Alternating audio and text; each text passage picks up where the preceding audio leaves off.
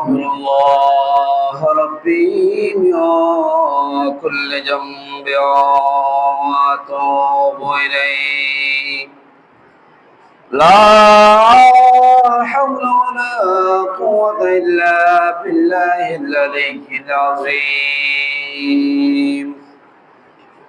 الحمد لله رب العالمين والعاقبة للمتقين والصلاة والسلام على من كان نبيا وآدم بين الماء والطين وعلى آله وصحبه وعلماء ملته وعلماء أهل سنته وأهل بيته أجمعين أما بعد فقد قال الله تبارك وتعالى في شان حبيبه تعظيما له وتوقيرا إن الله وملائكته يصلون على النبي يا أيها الذين آمنوا صلوا عليه وسلموا تسليما صلى الله على سيدنا محمد وآله وصحبه وسلم صلى الله على سيدنا محمد وآله وصحبه وسلم صلاة يا رسول الله عليكم سلام يا حبيب الله عرشہ کے مسند رفعت رسول اللہ کی دیکھنے حشر میں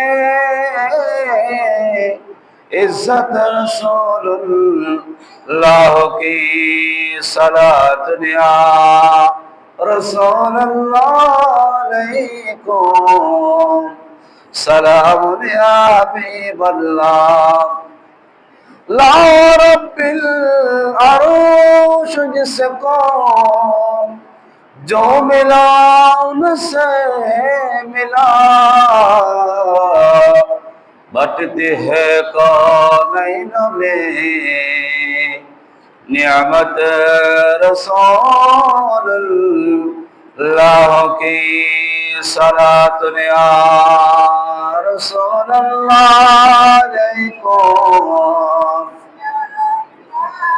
سلام یا حبیب اللہ اللهم صل على سيدنا محمد نبينا شافينا مولانا محمد اللهم صل على سيدنا محمد نبينا شافينا مولانا محمد আদম যখন মাটি ফানি নূর নবী খোদার রাসূল যার উপরে পড়েন দরুদ যার উপরে পড়েন দরুদ আল্লাহ ফেরেশতা কুল আল্লাহুম্মা সাল্লি আলা সাইয়্যিদিনা নাবিয়ানা শাফিয়ানা মাওলানা স্বয়ং খোদা আশিক হয়ে দোস্তি করলেন যার সাথে নাম দিলেন নাম মিশায়া নাম দিলেন নাম মিশায়া देखना से कलमते अल्लाहुम्मा सल्ली अला सय्यिदिना नबियाना शफियाना मौलाना आदम हवा सत नबी ফকির দরবেশ সবই তিন সবাই গাহেন তব গীতি সবাই গাহেন তব গীতি সাল্লি আলা মুহাম্মদ আল্লাহুম্মা সাল্লি আলা সাইয়্যিদিনা নাবিয়ানা শাফিয়ানা মাওলানা আকাশের ফেরেশতারা কাতারে কাতারে খাড়া রোজা পাকে পড়েন তারা রোজা পাকে পড়েন তারা সাল্লি আলা মুহাম্মদ আল্লাহুম্মা সাল্লি আলা নাবিয়ানা শাফিয়ানা মাওলানা হাদিসেতে আসে লেখা ৭০,০০০ ফেরেশতারা রোজা বিছাই নূরের ফাঁকা রোজা বিছাই নূরের ফাঁকা মিশকাত খুলে দেখো না আল্লাহুম্মা সাল্লি আলা সাইয়্যিদিনা নাবিয়ানা শাফিয়ানা মাওলানা কোরআনেতে বলেন খোদা শুনো যত মুমিন জানান আমি পড়ি তোমরা পড়ো আমি পড়ি তোমরা পড়ো সাল্লি আলা মুহাম্মদ আল্লাহুম্মা সাল্লি আলা সাইয়্যিদিনা নাবিয়ানা শাফিয়ানা মাওলানা মুহাম্মদ আল্লাহুম্মা সাল্লি আলা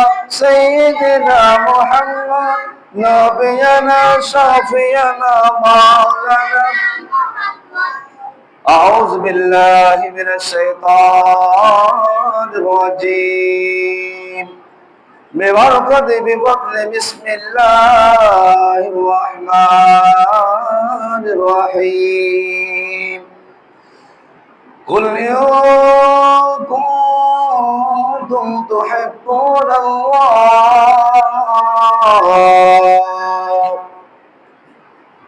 قل إن كنتم تحبون الله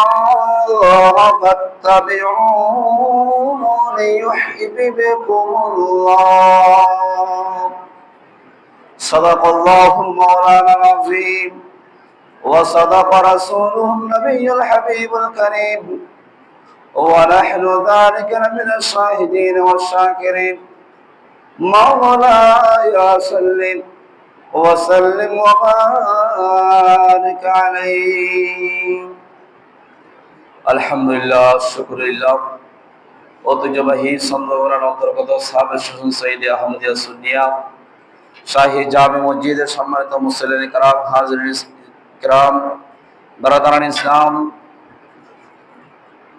প্রধান সিং ও আমার শ্রদ্ধেয়া তাহা আবেদা সালেহা নেককার মা ও বোনেরা দূর দূরান্ত থেকে আগত সম্মানিত মুসলিম কিরাম ইমানি ভাইরা রাহমানি ওয়া রাহমাতুল্লাহি তাআলা আসসালামু আলাইকুম ওয়া রাহমাতুল্লাহি তাআলা ওয়া বারাকাতুহু।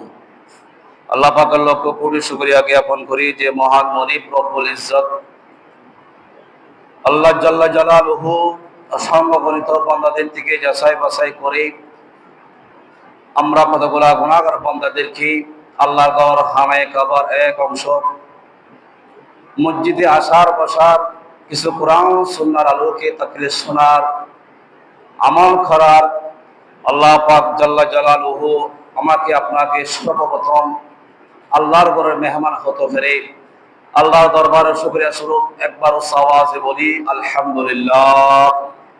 সাথে সাথে দুরূদ আর হাদিয়া নজরানা পেশ সুসি সরওয়ারে কায়নাত ফখরে মুজিজাত নবী রাহমাতুল আলামিন দু জাহান বাদশা নবী আকা মাওলানা জনাব মুহাম্মদ মুস্তাফা আহমদ মুজতবা সাল্লাল্লাহু আলাইহি ওয়াসাল্লাম নূরানি কদমে লক্ষ কোটি বেহুদ বেশুমার দুরূদ আর হাদিয়া নজরানা পেশ করছি।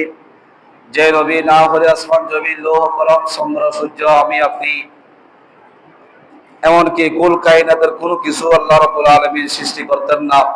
সেই মহান রাসূলের দরবারে লক্ষ কোটি দরুদ আর হাদিয়া নাজরানা পেশ করছি। সম্মানিত হাজরিন, সম্মানিত মুসল্লিয়ান কিরাম, আমি গত জুমায় আল্লাহ রাব্বুল আলামিন সর্বপ্রথম দুনিয়ার জমিনের মধ্যে কি সৃষ্টি করেছেন এই হুরুফ উপরে আলোচনা করেছিলাম। আজকের জুমায় যেহেতু রবিউল নূর মাসের দ্বিতীয় জুমা মুবারকে আলোচনা পেশ করার জন্য আমি বিষয়বস্তু হিসাবে নোট করেছি, সেটা হলো রাসূল করিম সাল্লাল্লাহু আলাইহি ওয়াসাল্লামকে ভালোবাসার প্রতিদান হিসাবে আমি একটা বিষয়বস্তু নির্ধারণ করেছি। আল্লাহ রাব্বুল আলামিন আমাকে আপনাকে যদি হায়াত দারাজ করে, আল্লাহ রাব্বুল আলামিনের নেকায়ে করম দয়া মায়া যদি আমার উপর হয়, আল্লাহর ওলি কুতুব গাউসদের দয়া মায়া রহমত যদি আমার উপর হয়, আমি আমার সংক্ষিপ্ত বক্তব্য টানব। সম্মানিত হাজিরিন, সম্মানিত মুসলিম کرام, আমি আপনি জানি এই মাস অত্যন্ত ভাগ্যবান, ফজিলতপূর্ণ মাস, ফজিলতপূর্ণ সময়, গুরুত্বপূর্ণ মাস। যে মাসে কেন্দ্র করে আল্লাহ পাক রব্বুল আলামিন নবী করিম রউফুর রহিম সাল্লাল্লাহু আলাইহি ওয়াসাল্লামকে দাবি করেছেন আমরা সম্মানিত হয়েছি। সমস্ত উম্মতে মুহাম্মদীগণ, নর নারীগণ যারা আল্লাহ প্রেমিক, রসুল প্রেমিক, ওলি প্রেমিক, দরবেশ প্রেমিক, আল্লাহ রাব্বুল আলামিন ওই সমস্ত বান্দা বান্দারি এই মাসকে পেয়ে অবশ্যই অবশ্যই খুশি এবং উদযাপন করেছেন। একটু জোরে বলুন না সুবহানাল্লাহ। কারণ এই মাসকে পেয়ে আমি আপনি অবশ্যই ধন্য, অবশ্যই খুশি হতে বাধ্য, যেহেতু আমরা ঈমান, যিনি সমস্ত ঈমানের মূল, যাকে কেন্দ্র করে কিয়ামতের আগে সমস্ত ঈমান, প্রত্যেক মানুষের ঈমান মক্কা যাবে মদিনাতুল মুনাওয়ারায়। একটু জোরে বলুন না সুবহানাল্লাহ। সমস্ত মুমিন নরনারীদের ঈমান এগুলো যাবে মদিনাতুল মুনাওয়ারায়। যিনি ঈমানের খনি, যাকে না মানলে, যার ইক্তেদা, যার অনুসরণ, যার অনুকরণ আমি আপনি যদি না করি, আল্লাহ পাককে পাওয়া আমাদের জন্য কঠিন হয়ে যাবে। আল্লাহ পাওয়ার জন্য একটা মাধ্যম, একটা ওসিলা হচ্ছে, সেটা হচ্ছে আমার নবী সাল্লাল্লাহু আলাইহি ওয়াসাল্লাম। একটু জোরে বলুন না সুবহানাল্লাহ। নবী পাক আল্লাহ পাক রব্বুল আলামিন সৃষ্টি করে দুনিয়ার অন্ধকারাচ্ছন্নকে আলোকিত করেছেন, দুনিয়ার সমস্ত কুল কায়নাতকে ধন্য করেছেন, এমনকি পশু পাখি, বৃক্ষলতা সহ, মরুভূমি সহ সমস্ত কিছু সুজলা সুফলা করেছেন নবী করিম সাল্লাল্লাহু আলাইহি ওয়াসাল্লামের উসিলাই। একটু জোরে বলুন না সুবহানাল্লাহ। সে নবী পাককে পেয়ে আমি আপনি অবশ্যই অবশ্যই খুশি কি বেজার, অবশ্যই আমরা খুশি। সেজন্য আল্লাহ পাক রব্বুল আলামিন নিজেও ঘোষণা করেছেন, নবী পাককে পেয়ে খুশি হয় নাই নমরুদ, নবী পাককে পেয়ে খুশি হয় নাই শয়তান, নবী পাককে পেয়ে খুশি হয় নাই আবু জাহেল, নবী পাককে পেয়ে খুশি হয় নাই আবু লাহাব, উতাবা, সাইবা, এমনকি মুনাফিকদের বড় বড় সরদার আল্লাহ রাসূলকে পেয়ে তারা খুশি হয় নাই। সেই জন্য তারা মুনাফিকের সর্বোচ্চ মাকাম তারা পেয়েছেন। একটু জোরে বলুন না আউযুবিল্লাহ। আর নবীকে পেয়ে যারা খুশি হয়েছেন তারা সিদ্দিক আকবর হয়েছেন, যারা খুশি হয়েছেন তারা মাওলা আলী শের খোদা হয়েছেন। এইভাবেই সাহাবে کرام যারা নবী পাককে পেয়ে খুশি হয়েছেন তাদেরকে আল্লাহ পাক রব্বুল আলামিন দুনিয়ার মধ্যে জান্নাতের সার্টিফিকেট তাদের হাতের মধ্যে জীবিত অবস্থায় আল্লাহ রাসূলের মাধ্যমে তাদেরকে সার্টিফিকেট দিয়ে দিয়েছেন। একটু জোরে বলুন না সুবহানাল্লাহ। তো তাদেরকে অনুসরণ করে আমি আপনি যদি সামান্য চুকু এই হায়াতে জিন্দেগিটা যদি কাটাতে পারি, তা আমার জন্য আপনার জন্য ওই জান্নাত অপেক্ষা করবে। একটু জোরে বলুন না সুবহানাল্লাহ। সেই জন্য আল্লাহ রাসূল বা আল্লাহ রাসূলকে অনুসরণ করলে, অনুকরণ করলে আমার জীবন, আপনার জীবন ধন্য হবে। এমনকি আল্লাহ পাক রব্বুল আলামিন ঘোষণা করতেছেন, বিসমিল্লাহির রহমানির রহিম, কুল ইন কুনতুম তুহিব্বুনাল্লাহা ফাত্তাবিউনি ইউহিব্বুকুমুল্লাহ। ওগো হাবিব, আপনি আমার উম্মতদেরকে বলে দিন, যারা আমি আল্লাহকে পেতে চাই, তারা যেন, যারা আমি আল্লাহর অনুসরণ অনুকরণ করতে চাই, তারা যেন তুমি হাবিবের অনুকরণ করে। একটু জোরে বলুন না সুবহানাল্লাহ। যদি তারা তোমার উম্মতে মুহাম্মদীগণ, তুমি রাসূলকে যদি তারা অনুকরণ করে, তুমি রাসূলকে যদি তারা মানে, তাইলে আমি আল্লাহকে তারা পাবে। একটু জোরে বলুন না সুবহানাল্লাহ। কারণ তুমি রাসূলের ভিতর, আমি আল্লাহ আছি। তুমি রাসূলকে তারা যদি মানে, অনুসরণ করে, তোমার রাসূলের কথা মতো যদি তারা চলে, তাহলে অবশ্যই তারা আমি আল্লাহকে পাবে, আমি আল্লাহর অনুকরণ হয়ে যাবে। একটু জোরে বলুন না সুবহানাল্লাহ। সেই জন্য এই আয়াতে কারিমার আলোকে একটা হাদিসে পাকের মধ্যে দেখা যায় রাসূল করিম সাল্লাল্লাহু আলাইহি ওয়াসাল্লাম ভালোবাসার প্রতিদান, মানুষ প্রত্যেক কাজের প্রতিদান বা পরিণাম ফল না জানলে কোনো কাজে মানুষ আগ্রহ হয় নাই। প্রত্যেক কাজের কর্মের প্রতিদান পেতে চাই, আমি আপনি পেতে চাই।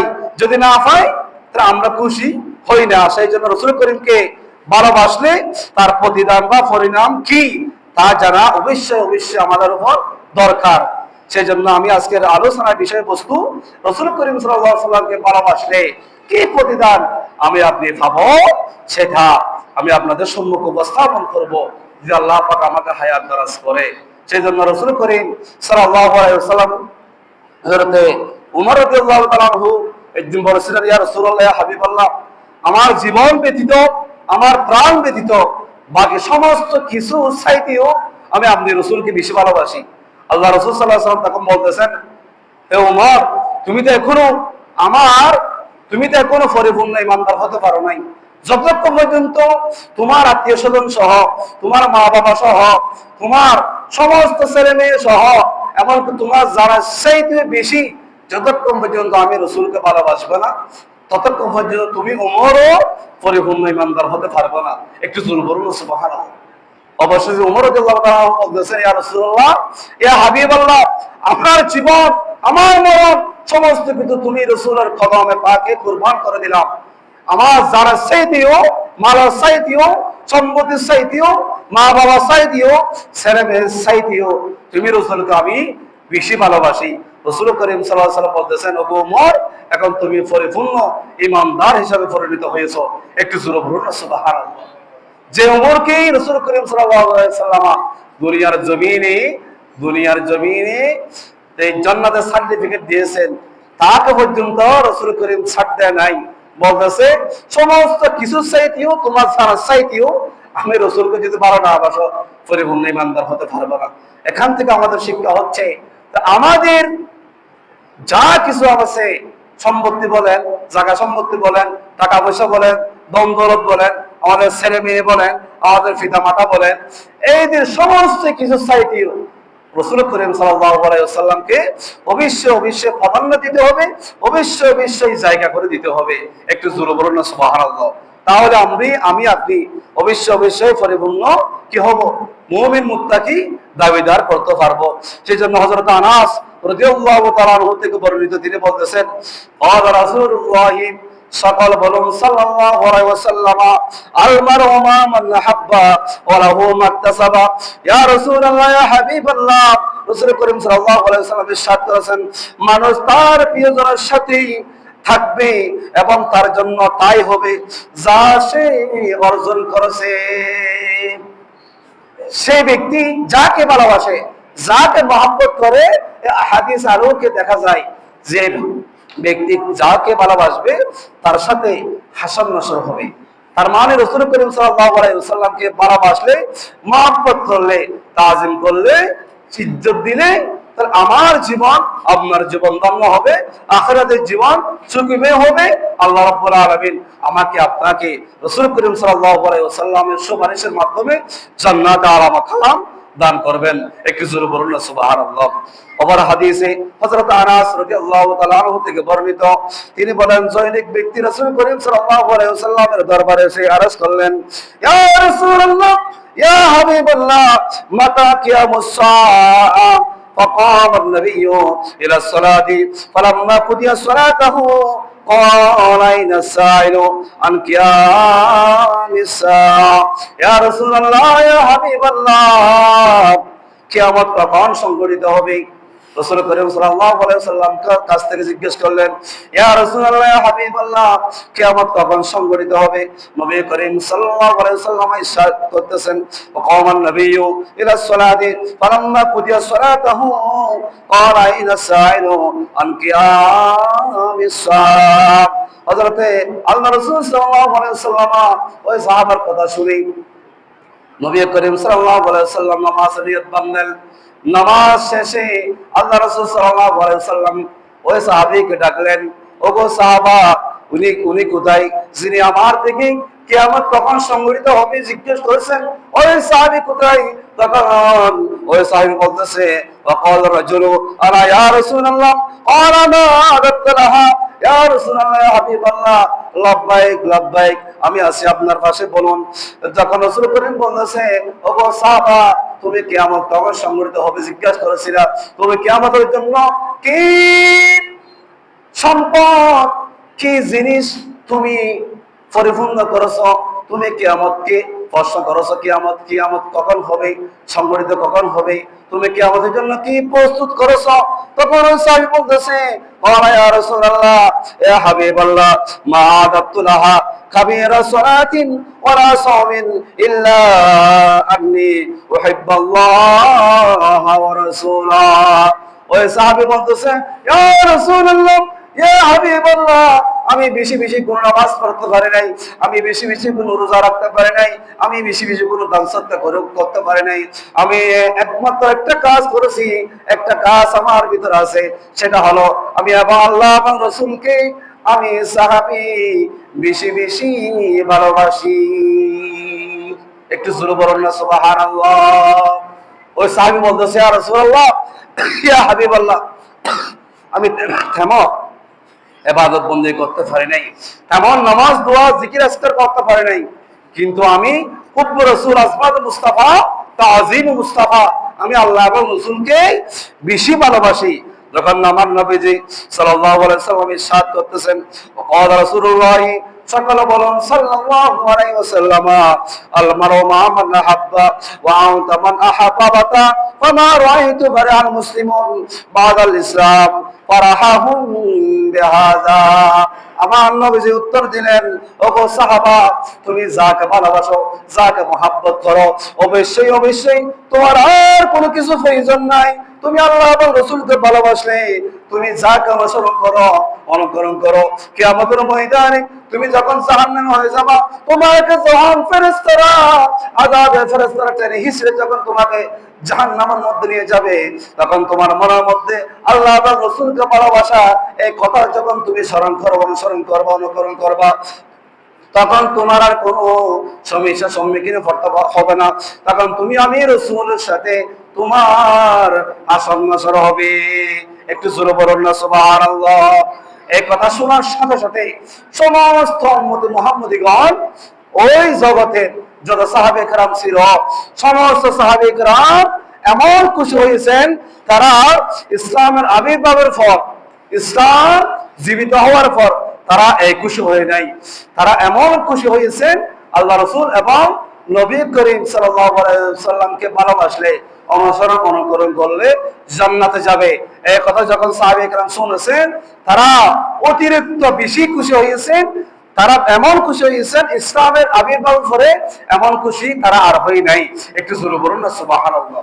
অর্থাৎ আল্লাহ এবং রাসূলকে ভালোবাসতে, মহব্বত করলে, অনুসরণ করলে, হাদিস কোরআন অনুযায়ী জীবন উদযাপন করলে তার কোনো হিসাব আর থাকবে না, বেহিসাবে আল্লাহ রাব্বুল আলামিন তাকে জান্নাত দান করবে। একটু জোরে বলুন না সুবহানাল্লাহ। সেজন্য এই আয়াত, এই হাদিসে কারিমা থেকে আমরা সর্বদাই আমরা জানি, আমরা বুঝতে পারলাম আল্লাহ এবং রাসূলকে আমাদেরকে বেশি বেশি মহব্বত ভালোবাসা দিতেই হবে। এমনকি আমাদের ছেলে সন্তান চাইতেও, মা বাবা চাইতেও, জায়গা সম্পত্তি চাইতেও, টাকা পয়সা চাইতেও বেশি মহব্বত যদি আমি রাসূলকে দেখাই, আল্লাহর প্রতি বেশি মহব্বত ভালোবাসা দেখাই, তার আমার জন্য, আপনার জন্য কাল কিয়ামত মেহশর কঠিন ময়দান আমার জন্য, আপনার জন্য নাজাত রসিলা হয়ে যাবে। একটু জোরে বলুন না সুবহানাল্লাহ। সিদ্দিক আকবর রাদিয়াল্লাহু তাআলা নবীকে ভালোবাসতে বাসতে তিনি এমন কি সুলার ছাই পর্যন্ত তিনি যুদ্ধের ময়দানের জন্য দান করেছেন। একটি জোরে বলুন সুবহানাল্লাহ। ওসমান গনি জিন্নুরাইন এমন ভাবে রাসূল করিম সাল্লাল্লাহু আলাইহি ওয়াসাল্লামকে সাহায্য সহযোগিতা করেছেন, দিতে দিতে দিতে দিতে এক পয়সা পর্যন্ত, এক দিরহাম পর্যন্ত তার ছিল না। রাসূল করিম সাল্লাল্লাহু আলাইহি ওয়াসাল্লামের কদমে পাকে সাহাবায়ে কেরাম তারা জীবনটা উৎসর্গ করে দিয়েছেন। একটু জোরে বলুন না সুবহানাল্লাহ। যুদ্ধের ময়দান থেকে যখন ডাক আসতেন, কোন সাহাবী তারা এক মিনিট পর্যন্ত, এক সেকেন্ড পর্যন্ত অপেক্ষা করতেন না, সরাসরি রাসূল পাক সাল্লাল্লাহু আলাইহি ওয়াসাল্লামের কথা অনুসারে যুদ্ধের ময়দানের মধ্যে চলে যেতেন। কারণ তারা জানে এই যুদ্ধের ময়দানের মধ্যে গেলে সাহাবায়ে কেরামের গর্দান দুই টুকরা হয়ে যাবে, তারা সেই গর্দান নিয়ে আর ফিরে আসতে পারবে না। সেটা জানার সত্ত্বেও সাহাবায়ে কেরাম রাসূল করিম সাল্লাল্লাহু আলাইহি ওয়াসাল্লামের ডাকের সাথে সাথে তারা সেখানে পৌঁছে যেতেন। একটু জোরে বলুন না সুবহানাল্লাহ। কি মহব্বত, কি ভালোবাসা আল্লাহ রাসূল সাল্লাল্লাহু আলাইহি ওয়াসাল্লামকে তারা দিয়েছেন। সেজন্য হযরতে এক সাহাবী রাসূল করিম সাল্লাল্লাহু আলাইহি ওয়াসাল্লামকে বেশি ভালোবাসতেন, বেশি মহব্বত করতেন। এনার নাম হযরতে সাওবান রাদিয়াল্লাহু তাআলা আনহু। নবী করিম সাল্লাল্লাহু আলাইহি ওয়াসাল্লাম সীমাহীন ভালোবাসতেন ওই সাহাবী। সামান্য সময়ও তার দিদার থেকে যদি সামান্য কিছু যদি তিনি এক সেকেন্ড, এক মিনিট পর্যন্ত আল্লাহ রাসূলকে যদি না দেখতেন, ওই সাহাবের চেহারা মলিন হয়ে যেত, কালো হয়ে যেত। এমনকি খুব চিন্তা চেহারার মধ্যে মানুষ যেভাবে থাকে তেমন হয়ে যেত। ওই সাহাবী একদিন রাসূলের দরবারে গিয়ে আরজ করলেন, ইয়া রাসূলুল্লাহ, হাবিবাল্লাহ, আজকে আমি আপনাকে দেখি নাই, অনেক দিন হচ্ছে, অনেক সময় পার হয়ে যাচ্ছে, আমার মনের মধ্যে খুব কষ্ট পেলাম, আমার চেহারা মলিন হয়ে গেল। রাসূল করিম সাল্লাল্লাহু আলাইহি ওয়াসাল্লাম বলতেছেন, ওগো সাহাবা, তোমার চেহারা আজকে খুব চিন্তিত দেখা যাচ্ছে কেন? তোমাকে এমন চিন্তিত হচ্ছে, মনক্ষুণ্ণ দেখা যাচ্ছে কেন তোমার চেহারাটা? তোমাকে মনে হচ্ছে খুব কষ্ট বেদনার মধ্যে তুমি আছো। ওই হযরত সাওবান রাদিয়াল্লাহু তাআলা আনহু তিনি বলতেছেন, ইয়া রাসূলুল্লাহ, হাবিবাল্লাহ, আমার চেহারা এই ফেকাসা হওয়ার কারণ হচ্ছে, তিনি আরজ করলেন, ইয়া রাসূলুল্লাহ, আমার কোনো অসুখ হয়ে নেই, আমার কোনো সমস্যার সম্মুখীন আমি সাহাবী পড়ি নাই, আমার কোনো বেদনাও হয় নাই। তবে ব্যাপার হলো, যখন আপনার সৌন্দর্য চেহারা মোবারক যখন আমি সাহাবীর কাছ থেকে যখন দূরে সরে যাই, তখন আমার মনের মধ্যে একটা কষ্ট লাগে, মনটা খুব ছটফট করে, খুব বেদনা কষ্টদায়ক লাগে যখন আপনি রাসূল আমার কাছ থেকে একটু দূরে চলে যান। একটু জোরে বলুন না সুবহানাল্লাহ। কি ভালোবাসা, কি মহব্বত ওই সাহাবী করতেন। তখন তিনি বলতেছেন, ইয়া রাসূলুল্লাহ, এটা তো শুধু দুনিয়ার মধ্যে না দেখলে, আপনাকে না দেখলে আমার চেহারা মলিন হয়ে যায়, খুব দুঃখ বেদনা ফেলে যে কষ্টটা হয়, সেই কষ্টটা আমার চেহারার মধ্যে চলে আসে, এটা দুনিয়ার মধ্যে। কিন্তু আখিরাতের জগতের মধ্যে যখন আপনি চলে যাবেন, আখিরাতে আল্লাহ রাব্বুল আলামিন আপনাকে জান্নাত দিবেন, জান্নাতের সর্বোচ্চ স্থানে। একটু জোরে বলুন সুবহানাল্লাহ। কারণ আপনি রাসূল আমাদের সাথে, আমাদের কাতারের সাথে তো আপনি বেহেশতের মধ্যে থাকবেন না, কি আপনি রাসূলকে আল্লাহ পাক রব্বুল আলামিন স্পেশাল ভাবে আপনাকে কি দিবে? আপনাকে জান্নাতের স্থান করে দিবে। আপনি সেখানে থাকবেন, সেই মাকামে থাকবেন, জান্নাতের সর্বোচ্চ স্থানে থাকবেন। কিন্তু আমি সাহাবী ওই স্থানেতে যেতে পারবো না। আমি তো চিন্তা করতেছি, আখিরাতে চিন্তা করতেছি। আপনি রাসূল সর্বোচ্চ স্থানে থাকবেন, আর আমরা সাহাবারা নিম্ন জায়গার মধ্যে থাকবো। যদি আপনি রাসূলকে যদি কিয়ামতের মারে বেহেশতের মধ্যে যদি আপনি রাসূলকে যদি না দেখি, তাহলে সেটাও আমি সাহাবিক চিন্তা করতেছি, দুঃখ কষ্টছি, মানে কষ্ট পাচ্ছি, মনের বেদনা পাচ্ছি। যদিও বা জান্নাতে যাই, তাহলে আপনি রাসূলকে যদি আপনি মাকামে উপরে থাকবেন, আমার নিচে থাকবো, আপনাকে দেখবো না, এই চিন্তা আমি দুনিয়ার মধ্যেই করতেছি। একটু জোরে বলুন না সুবহানাল্লাহ। তখন রাসূল করিম সাল্লাল্লাহু আলাইহি ওয়াসাল্লাম ওনাকে সান্ত্বনা হিসাবে, রাসূল করিম সাল্লাল্লাহু আলাইহি ওয়াসাল্লাম তাকে কথা বলে নাই। আল্লাহ পাক রব্বুল আলামিন সরাসরি কোরআন পাকের আয়াতে কারিমা আল্লাহ রব্বুল আলামিন ওই সাহাবীর এই কষ্টটা দূর হওয়ার জন্য আল্লাহ রাব্বুল আলামিন কোরআন পাকের আয়াতে কারিমা নাযিল করে দিলেন। বিসমিল্লাহির রহমানির রহিম। ওয়া মান ইয়াতি'আল্লাহ الرسول فأولئك مع الذين أنعم الله عليهم من النبيين والصديقين والشهداء والصالحين। আল্লাহ পাক রব্বুল আলামিন ওই সাহাবীকে কেন্দ্র করে তিনি বলতেছেন, ওগো সাহাবা, আল্লাহ এবং রাসূলের অনুসরণ অনুকরণ তারাই করবে। ওই সমস্ত লোক তারা থাকবে যাদের উপর আল্লাহ রাব্বুল আলামিন নিয়ামত দান করেছেন, তাদের খাতার মধ্যে ওই সাহাবীরা থাকবে। আর তারা হলেন নবীগণ, সিদ্দিকগণ, শহীদগণ, সালেহিনগণ। একটু জোরে বলুন না সুবহানাল্লাহ। অর্থাৎ আল্লাহ পাক রব্বুল আলামিনকে যারা ভালোবাসবে, যারা মহব্বত করবে, রাসূল করিম সাল্লাল্লাহু আলাইহি ওয়াসাল্লাম যারা তাজিম করবে, আজমত মুস্তাফাকে যারা সম্মান করবে, ইজ্জত দিবে, কিয়ামতের ময়দানে তারা থাকবে শহীদদের সাথে, তারা থাকবে সিদ্দিকের সাথে, তারা থাকবে আমলে সালিহা নেককারী বান্দাদের সাথে, কাতারের সাথে। ওই সমস্ত লোক তারা নবী পাক সাল্লাল্লাহু আলাইহি ওয়াসাল্লামকে মনের ভিতর, অন্তরের ভিতর জায়গা দিয়েছেন, তারাও ওই সমস্ত কাতারের মধ্যে তারা থাকবে। একটু জোরে বলুন না সুবহানাল্লাহ। তো ওই সাহাবীকে কেন্দ্র করে আল্লাহ রাব্বুল আলামিন সরাসরি এই আয়াতে কারিমা নাযিল করে দিয়ে বান্দাদের প্রতি ভালোবাসলে, মহব্বত করলে আল্লাহ পাক রব্বুল আলামিন তাদেরকে জান্নাতে আলা মাকাম দান করেন। একটু জোরে বলুন না সুবহানাল্লাহ। সেজন্য আপনাদের সম্মুখে আরজ থাকবে আল্লাহ রাসূল সাল্লাল্লাহু আলাইহি ওয়াসাল্লামকে সর্বপ্রথম মহব্বতের ভালোবাসার বহিঃপ্রকাশ আল্লাহ পাক আর আল্লাহ রাসূল সাল্লাল্লাহু আলাইহি ওয়াসাল্লামকে আমাকে আপনাকে অবশ্যই অবশ্যই দিতে হবে। এদিকে আমরা সজাগ থাকবো, যেহেতু ভালোবাসাটা থাকতে হবে উম্মতে মুহাম্মদের মধ্যে সর্বশ্রেষ্ঠ দামি যিনি হযরতে আল্লাহ রাসূল করিম রউফুর রহিম সাল্লাল্লাহু আলাইহি ওয়াসাল্লাম। সেই জন্য আজকের আলোচনা এতটুকুর মধ্যে আমি ইতি টানবো। বিশেষ করে আপনাদের সম্মুখে আমি আরেকটা হাদিস বলে শেষ করে দিব, যে হাদিসে কারিমা এমনকি আল্লাহ রাসূল সাল্লাল্লাহু আলাইহি ওয়াসাল্লামকে মহব্বত করলে হবে না, ভালোবাসলে হবে না, তারা সুন্নতকে আমাকে আপনাকে অবশ্যই অবশ্যই জীবিত রাখতে হবে। কতগুলা সুন্নত মানুষ একদম বন্ধ করে দিচ্ছে, আপনি ভুল হয়ে যাচ্ছি, এমন কতগুলা সুন্নত আল্লাহ রাসূল সাল্লাল্লাহু আলাইহি ওয়াসাল্লাম যে সুন্নতগুলা সবসময় করতেন, আমল করতেন। আমি আপনাদের সম্মুখে একটা একটা করে বলবো, আপনারা একটু শ্রবণ করবেন, এদিকে একটু সজাগ থাকবেন। এদিকে একটু সজাগ থেকে আপনারা রাসূল করিম সাল্লাল্লাহু আলাইহি ওয়াসাল্লামের উপর যেই 16টি প্রিয় খাবার আল্লাহ রাসূল সাল্লাল্লাহু আলাইহি ওয়াসাল্লাম খেতেন। কয়টি প্রিয় খাবার? 16টি প্রিয় খাবার রাসূল করিম সাল্লাল্লাহু আলাইহি ওয়াসাল্লাম তিনি সব সময় খাবার খেতেন। 16টি প্রিয় খাবার আল্লাহ রাসূলের। সেখান থেকে 1 নম্বর হচ্ছে লাউ। জোরে বলুন না সুবহানাল্লাহ।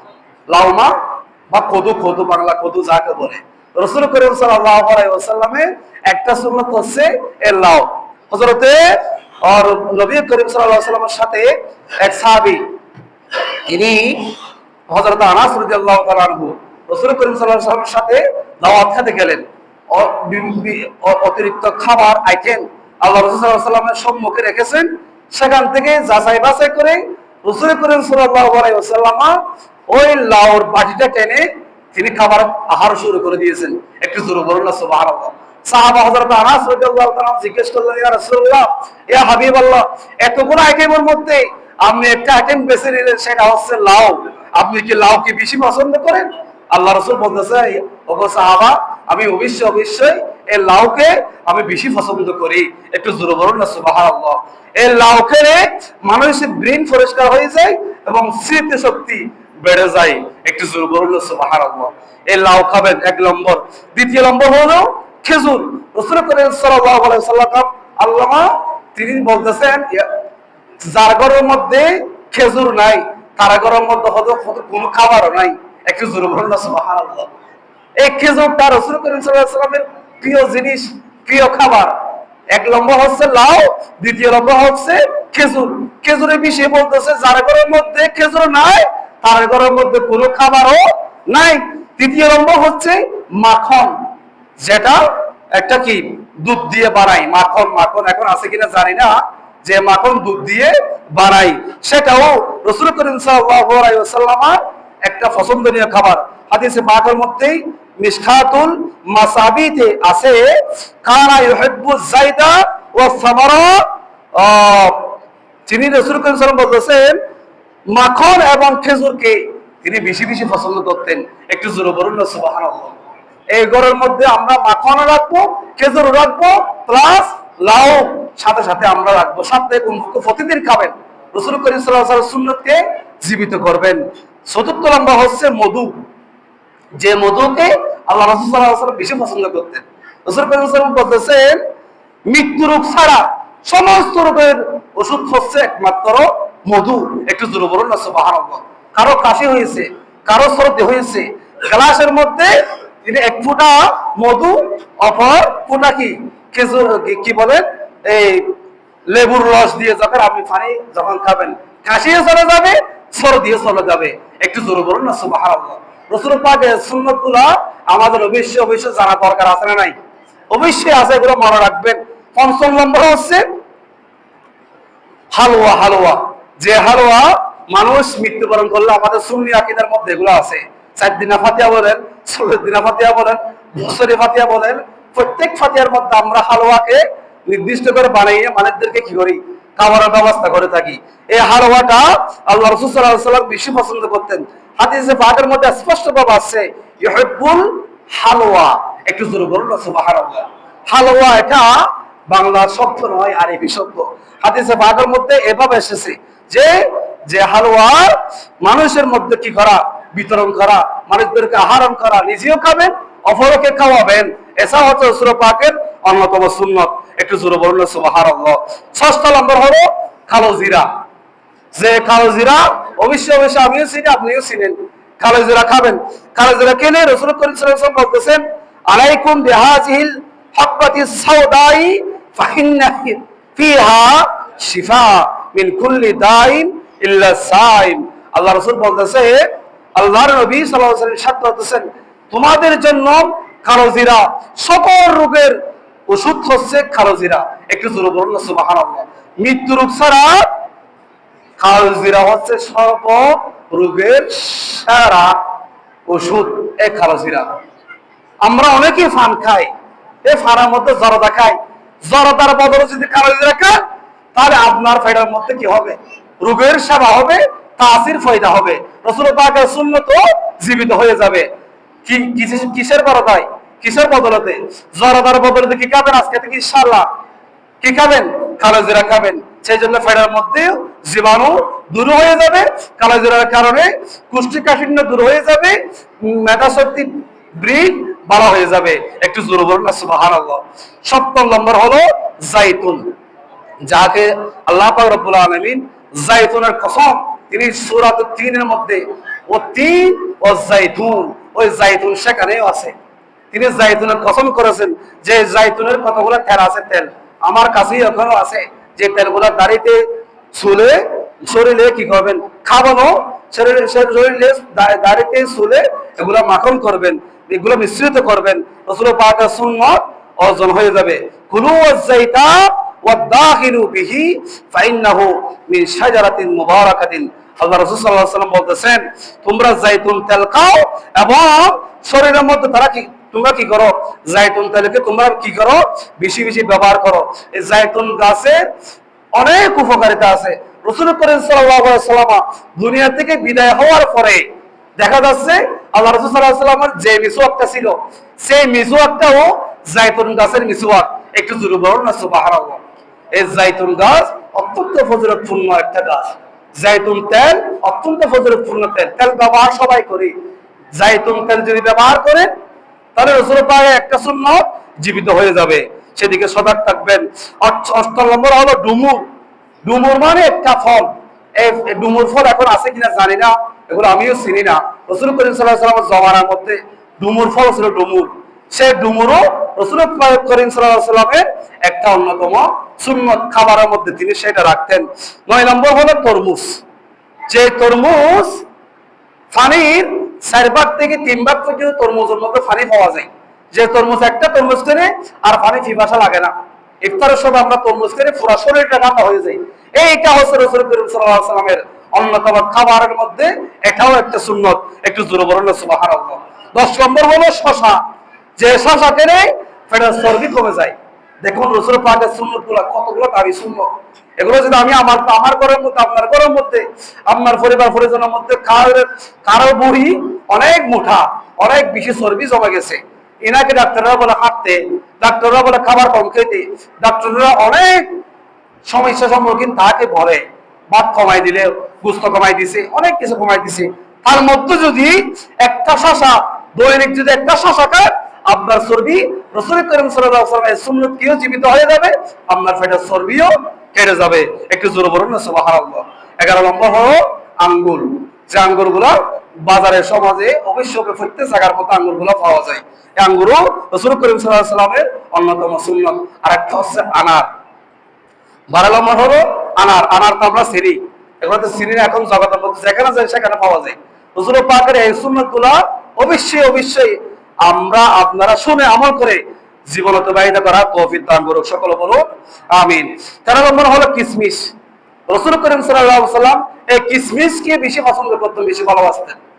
রাতের মধ্যে ভিজিয়ে রাখতেন, তিনি সকালবেলা কিশমিশ ভিজানো পানি সহ কিশমিশ সহ তিনি খেতেন। একটু জোর বলুন সুবহানাল্লাহ। কিশমিশ তৎক্ষণাৎ খেতেন না, রাতে ভিজা রাখতেন, দিনের মধ্যে পানি সহ কিশমিশ সহ তিনি খেতেন। এই সুন্নতগুলো কতগুলো সুন্নত, এখানে অনেক সুন্নত দেখা যায়। কয়েকটার মধ্যে ইনশাআল্লাহ আমি গুনাহগারও ধারাবাহিকভাবে পালন করার জন্য চেষ্টা করি। তার মধ্যে কিশমিশ আছে, খালেজিরাও রাখি, জাইতুন তেলও আমার বাসার মধ্যে আমি রাখি। ছেলে মেয়ে একে জাইতুন তেল, আমি নিজেও জাইতুন তেল ব্যবহার করি।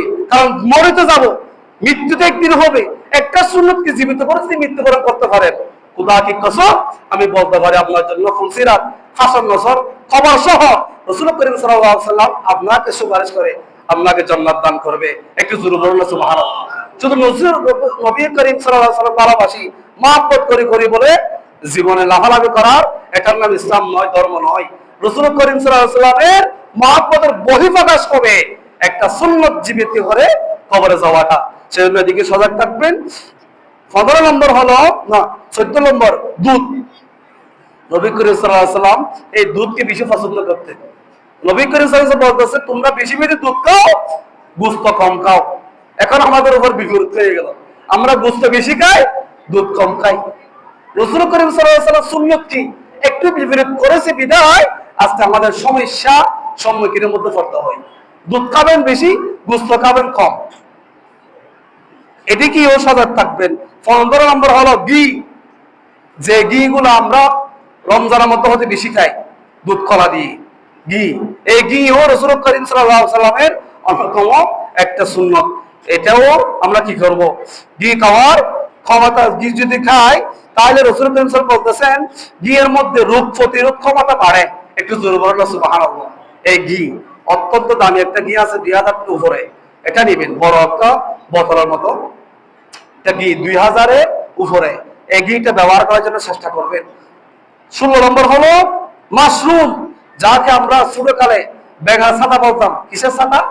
ব্যাঙের ছাতা বলতাম। পাহাড় পর্বতের মধ্যে আছে, পাহাড় পর্বতে যারা আছে তারা দেখবেন কর্নার ভিতরে ভিতরে কতগুলো ছাতা এই ব্যাঙের ছাতার মতো লাগে, মনে হচ্ছে সেখানে ব্যাঙ বসে থাকে, কিন্তু আসলে নয়। এইটা হচ্ছে মাশরুম। এটাকে রাসূল করিম সাল্লাল্লাহু আলাইহি ওয়াসাল্লাম বলতেছে ওহা শিফাউল লিল আইন। এই মাশরুমকে রাসূল করিম সাল্লাল্লাহু আলাইহি ওয়াসাল্লাম রাতের মধ্যে পানির মধ্যে ভিজিয়ে রাখতেন, সকালবেলা ওই মাশরুম ভিজানো পানি দিয়ে চোখের মধ্যে মালিশ করতেন বা মারতেন।